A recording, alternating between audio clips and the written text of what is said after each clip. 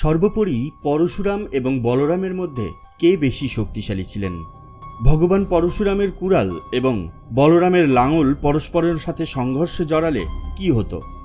পরশুরাম এবং বলরাম তাদের নিজ নিজ যুগের সবচেয়ে শক্তিশালী যোদ্ধাদের মধ্যে একজন ছিলেন। পরশুরাম ত্রেতা যুগে জন্মগ্রহণ করেন এবং বলরাম দাপর যুগে অবতীর্ণ হন।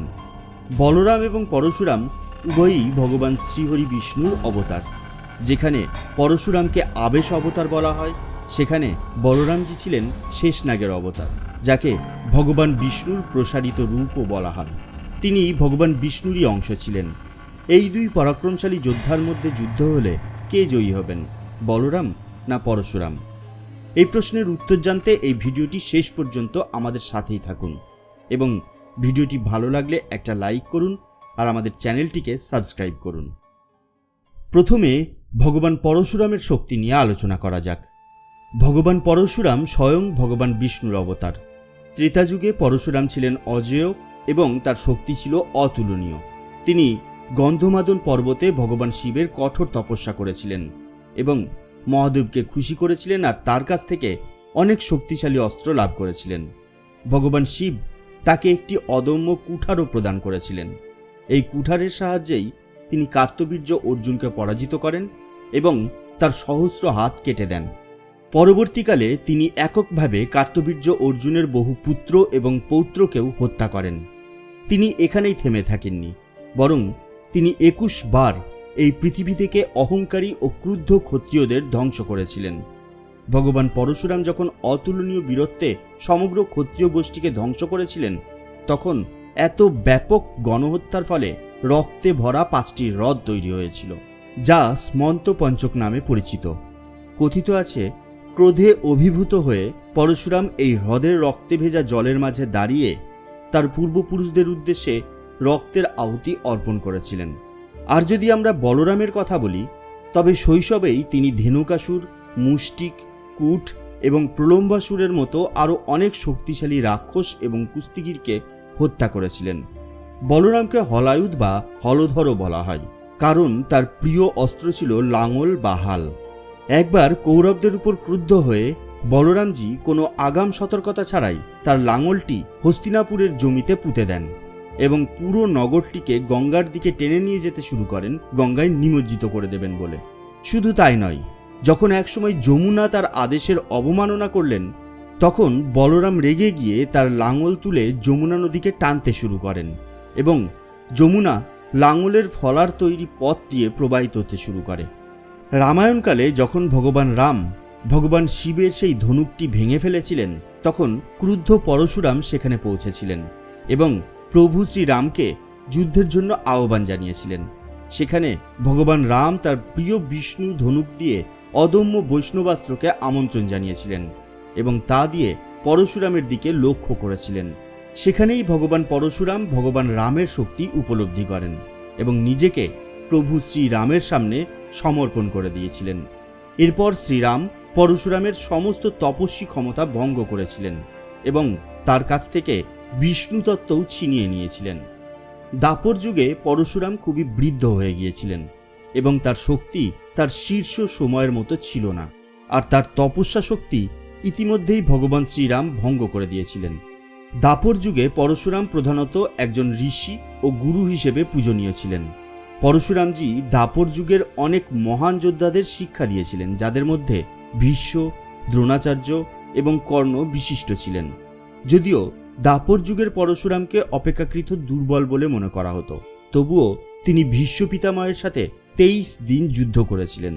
আর এই যুদ্ধে পিতামহ ভীষ্ম পরশুরামের উপর ততক্ষণ জয়লাভ করতে পারেননি যতক্ষণ না তার মা গঙ্গা এবং তার ভাই বসুদের সাহায্য পেয়েছিলেন।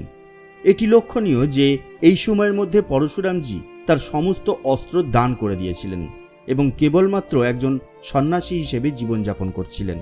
তবুও তার কাছে ভগবান শিবের দেওয়া পরশু বা কুঠার ছিল, যা অদম্য ছিল এবং এই কারণেই পিতামহ ভীষ্ম তাকে কোনো সাহায্য ছাড়া পরাজিত করতে পারেননি।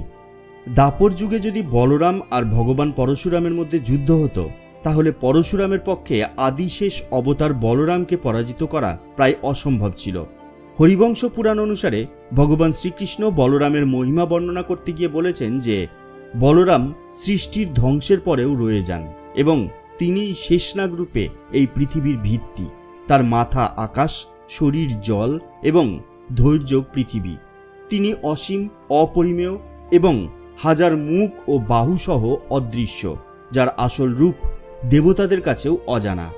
শ্রীকৃষ্ণ বলেছেন যে তিনি এবং বলরামজি একই শক্তির দুটি রূপ, যারা পৃথিবীর কল্যাণে আবির্ভূত হয়েছেন। শেষনাগ বিশ্বব্রহ্মাণ্ডের সংরক্ষণ, সৃষ্টি এবং ধ্বংসের তিনটি কাজই ভক্তি সহকারে করে থাকেন। তিনি নিজেই নারায়ণ এবং বলরাম ছিলেন শেষনাগের সম্পূর্ণ অবতার। তাদের শক্তি এবং তাদের অস্ত্রের জ্ঞান সম্পর্কে খুব বেশি ব্যাখ্যা পাওয়া যায় না। বানাসুরের যুদ্ধে বলরাম সমগ্র শিবগণকে একাই পরাজিত করেছিলেন। মহাভারতে বলরামকে শারীরিকভাবে সবচেয়ে শক্তিশালী চরিত্র বলে মনে করা হতো, যার সমানতা শুধুমাত্র শ্রীকৃষ্ণই করতে পারতেন। অন্যদিকে পরশুরাম ভগবান বিষ্ণুর অবতার ছিলেন ঠিকই, কিন্তু তিনি শ্রীরাম, শ্রীকৃষ্ণ এবং নরসিংহের মতো পূর্ণ অবতার ছিলেন না। তিনি ছিলেন ভগবান বিষ্ণুর আংশিক অবতার। নিঃসন্দেহে ভগবান পরশুরাম একজন অত্যন্ত শক্তিশালী যোদ্ধা ছিলেন এবং তার কাছে পাশুপতাস্ত্র, বৈষ্ণবাস্ত্র এবং নারায়ণাস্ত্রের মতো ঐশ্বরিক বা দিব্য অস্ত্রও ছিল। তবুও দাপর যুগে তাকে ভগবান শ্রীকৃষ্ণের দাদা বলরামের চেয়ে বেশি শক্তিশালী বলে মনে করা যায় না। তার তপশক্তি হারানোর কারণে তিনি আর ত্রেতা যুগের মতো শক্তিশালী ছিলেন না। তবে ত্রেতা যুগের পরশুরাম এবং দাপর যুগের বলরামের মধ্যে যদি যুদ্ধ হতো, তবে সম্ভবত কোনো ফল বের হতো না এবং এটাও সম্ভব ছিল যে ভগবান পরশুরাম বলরামকে ছাড়িয়ে যেতেন। কারণ যদি শক্তির কথা আসে, তবে একটি বিবরণ অনুসারে একবার ভগবান শিব তার শিষ্য পরশুরামের সাথে তার দক্ষতা এবং বীরত্ব পরীক্ষা করার জন্য যুদ্ধ করেছিলেন। গুরু এবং শিষ্যের মধ্যে এই যুদ্ধ 21 দিন ধরে চলেছিল। যুদ্ধ চলাকালীন এমন একটি সময় আসে যখন ভগবান শিবের ত্রিশূল পরশুরামের দিকে অত্যন্ত বেগে উড়ে আসে। সে সময় ত্রিশূল থেকে নিজেকে রক্ষা করতে পরশুরাম তার কুঠার দিয়ে ভগবান শিবকে আক্রমণ করেছিলেন, যা মহাদেবের কপালে আঘাত করেছিল।